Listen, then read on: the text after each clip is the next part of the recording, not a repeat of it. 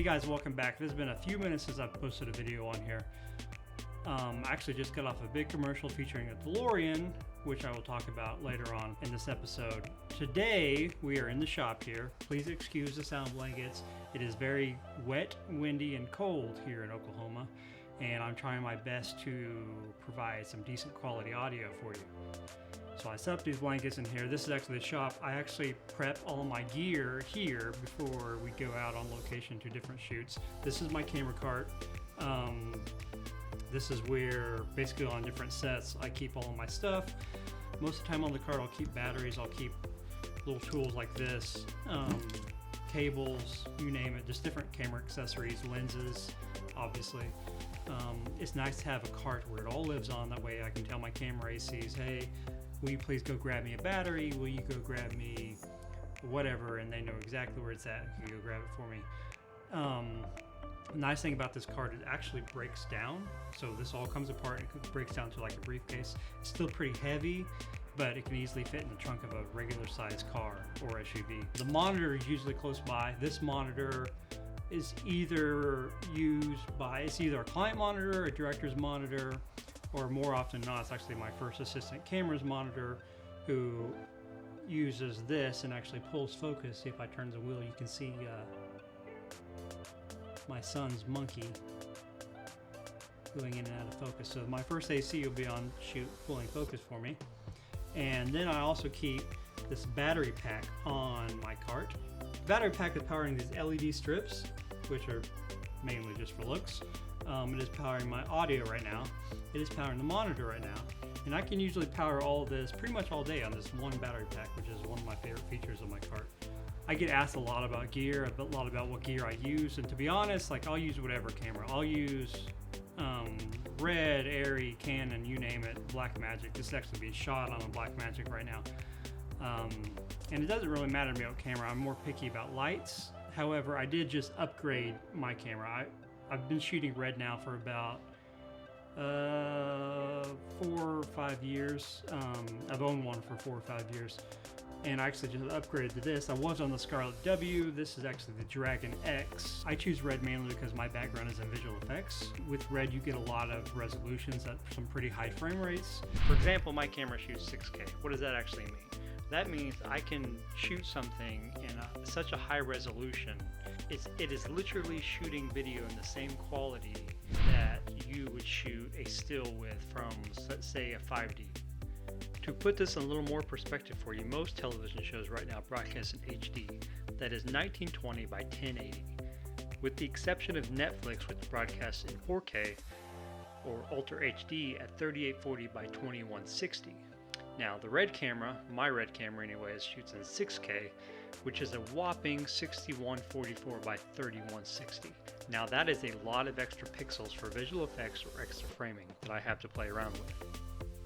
To break down the Red camera here, you have the brain of the camera, you have the media card, the battery, the monitor, which is a touchscreen. You can go into different settings. Okay, so here we are in the Red monitor user face. Up in the corner here, you have your compression ratios. It goes all the way down from 3:1 up to 22:1. What that basically does is control what flavor of RAW, how compressed your RAW settings actually are. Next up is resolution. This camera goes from 6K all the way down to 2K resolution and anywhere between. Next up is going to be your white balance, and of course you have all the flavors of white balance you could possibly want and anything in between. Next up is going to be your shutter angle or shutter speed. Next up is the aperture. It is not available right now because I'm using a cinema lens. Next down the list is ISO. You can change your camera, a wide variety of different ISOs. You can actually program in your own custom ones if you want to on this camera. Next up is frame rate, and this is one of the many reasons why I love Red. I can change this frame rate anywhere from 1 frame a second, in this case in 6K widescreen, to 100 frames a second in RAW. Now that is pretty incredible for this camera. And anywhere in between. I can go down, let's say I can go down to 4K widescreen, which actually punches in on the sensor a little bit, but not too horribly bad. I can change, in 4K widescreen, I can go all the way up to a whopping 150 frames a second, which is pretty awesome. in RAW resolution. It will also go down all the way to 2K at 300 frames a second, which crops in on the sensor quite a bit, and you would only want to use that cropped in like that in certain situations, but it's still pretty cool to have access to.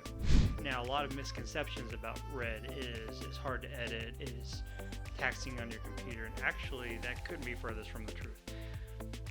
Red Code RAW is such a good format for me personally to use because it doesn't tax my machine and the files are totally manageable.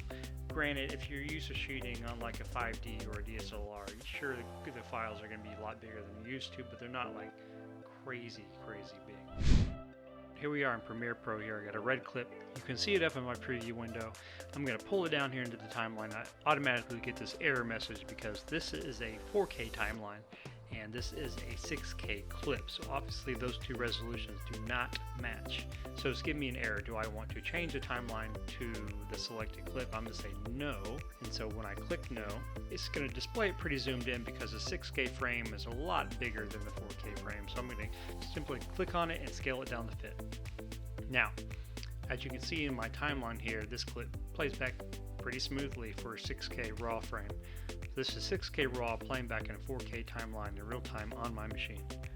Now here's what's really cool. I can come up here and click on the metadata. This is all the metadata for this clip. This is all the settings I had in camera when I shot this clip. I have control over my highlight fall off, my contrast ratios, just everything that I had access to in camera I have access to here in Premiere because it's the RAW file.